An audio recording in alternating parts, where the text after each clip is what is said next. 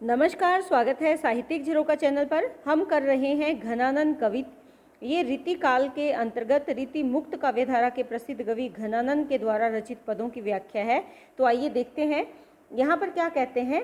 नायिका अपनी सखी से कह रही हैं, भोर ते सांझ लो कानन ओ निहारती, बावरी नेकू ने हारती। कि जो नायिका है वो अपने प्रिय का इंतज़ार कर रही है, उनके आने के लिए उनका मार्ग देख रही है और विरह से व्याकुल होकर वो क्या कहती है कि भोर ते सांझ, सुबह से शाम तक, लो यानी तक, कानन, कानन से तात्पर्य यहाँ पर क्या है, वन, और निहारती, कि जो उनके प्रियतम कहाँ गए हैं, वन की ओर गए हैं। और जिस वन की ओर गए हैं, जो नायिका है या जो राधा है वो बावली होकर, बावरी यानी बावली होकर निहारती रहती है। किसको? उस वन के मार्ग को। नेकू ने हारती, और एक पल के लिए भी वो थकान का अनुभव नहीं करती, हारती नहीं है यानी थकान का अनुभव नहीं करती। सांझ ते भोरलों तारनी तकीबो, ताकीबो, तारनी को एक तार न टारती। क्या कहती हैं वो कि वो सांझ से लेकर भोर तक यानी प्रातः काल तक अपनी आँखों से तारों से आकाश, तारों से आकाश और आकाश के तारों को क्या करती है, तारिनी सो एक तार न टारती, निरंतर टकटकी लगाकर एक तार, एक मिनट के लिए भी, एक समय के लिए भी न नहीं टारती, नहीं देखना बंद करती। कि वो अपने वह प्रिय के दिखाई न देने पर सायंकाल से प्रातःकाल तक अपनी आँखों के तारों से, जो उसकी आँखें वो क्या है, तारों के समान है, तारों से क्या नहीं करती, उनके आने का रास्ता देखती रहती है और एक पल के लिए भी उनको अलग नहीं करती, उनको टारती नहीं है यानी उन टकटकी लगाकर निरंतर देखती है, एक पल के लिए भी अपनी आँखों को झपकती नहीं है। जो कहूँ भाव तो दीठी परे घनानंद, आंसू ने ओसर गारती। कि जो कहूँ, भाव तो क्या है, जो उसके मन चाहा, प्रिय है या मन को अच्छा लगता है या मन को प्रिय है। दीठी, उसको दीठी परे, दीठी परे से तात्पर्य क्या है कि अपनी आँखों से वो देखने का प्रयास करे। घन आनंद, आनंद देने वाले, आंसुनी ओसर गारती।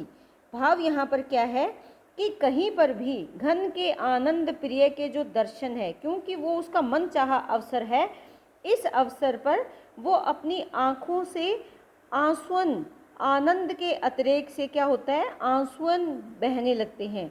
कि जब वो अपने मन चाहे प्रियतम को, घन आनंद को देख लेती है, उस पर भी क्या होता है, उसकी आंखों से आंसू निकलने लगते हैं, बहुत ज़्यादा खुशी के कारण आंसू बहने लगते हैं। और वो आंसुओं के बहने के कारण वो अवसर, कौन सा अवसर, अपने प्रिय को देखने का जो अवसर है वो भी गार देती है, समाप्त कर देती है, खो बैठती है। क्योंकि आंखों में जब आंसू भर जाता है तो देखने की क्षमता समाप्त हो जाती है, आंसुओं के साथ आंखों से कुछ दिखाई नहीं देता। तो अपने प्रियतम को देखकर वो इतनी ज़्यादा खुश हो जाती है कि आंखों में आंसू आ जाते हैं और उन्हीं आंसुओं के कारण अपने प्रियतम को देखने का जो अवसर है वो भी खो देती है। मोहन सोहन जोहन की, लगिए रहे आँखिन के डर आरती। यहाँ पर वो क्या कहती हैं कि प्रिय को देखने का अवसर इसीलिए उसे नहीं मिल पाता। इस प्रकार मन मोहन, मोहन सोहन, मन को मोहन, मन के जो प्रिय हैं उनके सामने आने के बाद, जोहन का मतलब जोहना या देखना, कि लागी रहे आँखिन के डर आरती। तो वो क्या कहते हैं, सामने देखने की इच्छा उसके नेत्रों के भीतर सदैव ही लगी रहती है। आरती का मतलब क्या है, लालसा, उसको देखने की जो इच्छा है, जो लालसा है, वो उसकी आंखों में हमेशा ही बनी रहती है। किसमें, उसके मन में। किसको, मनमोहन, जो सुंदर कृष्ण है उनको देखने की जो इच्छा है, जोहन यानी देखने की जो लगन उसको लगी है, वो लालसा उसकी आंखों में हमेशा ही लगी रहती है। तो कवि ने यहाँ पर अगर देखें, एक सखी के माध्यम से दूसरी सखी को प्रोषित पति का नायिका की विरह वेदना का अत्यंत सजीव वर्णन किया है। क्योंकि दो सखियाँ के माध्यम से या दो सखियाँ आपस में ये बातें कर रही हैं। यहाँ पर अलंकारों की सुंदर छवि देखी जा सकती है। उपमा अलंकार यहाँ पर है, विरोधाभास अलंकार भी यहाँ पर बन रहा है, यमक और श्लेष अलंकार की छटा भी यहाँ पर सुंदर है। आगे अपने प्रियतम को क्या कहती हैं, भय अति निठुर मिटाए पहचान डारी। कि तुम भय यानी हो गए हो, क्या हो गए हो, बहुत ज़्यादा कठोर हृदय के हो गए हो। मिटाए पहचानीदारी, और तुमने पिछली जो जान पहचान थी उसे भी मिटा दिया है। जो हमारी पहचान थी, जो हमारी जान पहचान थी, उसको भी मिटा डाला है। यही दुख हमें जक लागी हाय हाय, कि यही मुझे दुख है जिसकी मुझे हाय हाय लगी हुई है। कहने से तात्पर्य ये यहाँ पर क्या है कि तुम हमें भूल गए हो। जो भूल जाता है उसका स्मरण फिर कभी क्या कभी हो सकता है, परंतु जिसकी पहचान ही मिटा दी जाए, जिसकी पहचान को ही समाप्त कर दिया जाए, वो फिर कैसे याद आएगा।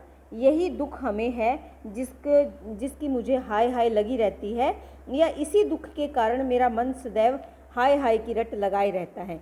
क्योंकि तुमने हमें भुलाया नहीं, अगर भूल जाते तो हम दोबारा याद आ जाते। तुमने तो हमारी पहचान ही मिटा डाली है। तुम सो निपट निर्दयी गई भूली सुधी, कि तुम कैसे हो, तुम तो निपट यानी पूर्ण रूप से निर्दयी हो गए हो, कठोर हृदय के हो गए हो। इसीलिए तुमने गई भूली सुधी, कि तुमने मेरी सुधी यानी याद को भुला दिया है। हमें सूल सैलनी सो को क्यों हुन भुलाए है।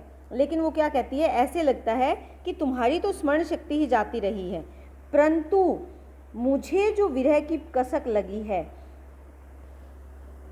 कसक यानी सूल सैलनी, सूल सैलनी के साथ तात्पर्य क्या है, वेदना की जो पीड़ा है या वेदना की जो टीस लगी हुई है, वो मेरे हृदय को निरंतर साल रही है। और मैं क्या कर रही हूँ, क्यों हूँ न भुलाए है, कि मैं उसे क्यों नहीं भुला पा रही हूँ, मेरी स्मरण शक्ति से तुम क्यों नहीं जा रहे हो।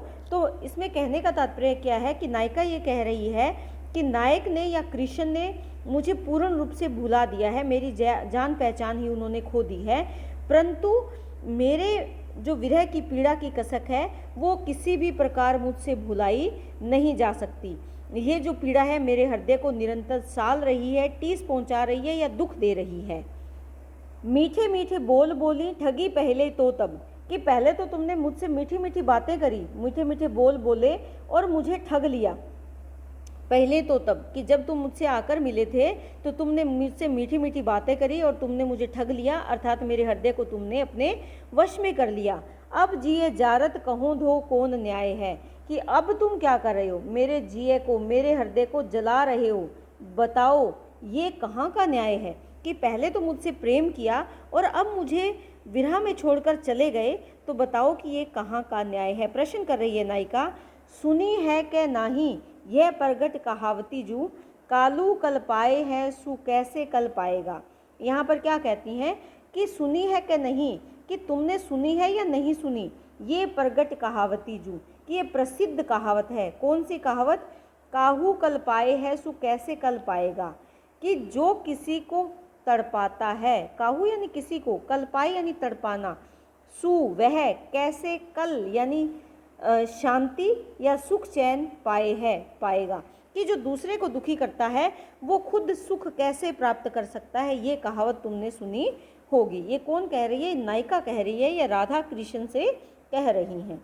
इस पद में अगर देखें तो नायिका अपनी विरह अवस्था का वर्णन कर रही है और कृष्ण को उलाहना दे रही है। और यहाँ पर जो प्रसिद्ध कहावत है उसका प्रयोग कवि ने किया है कि जो दूसरे को दुख पहुँचाता है वो स्वयं दुख से नहीं बच सकता।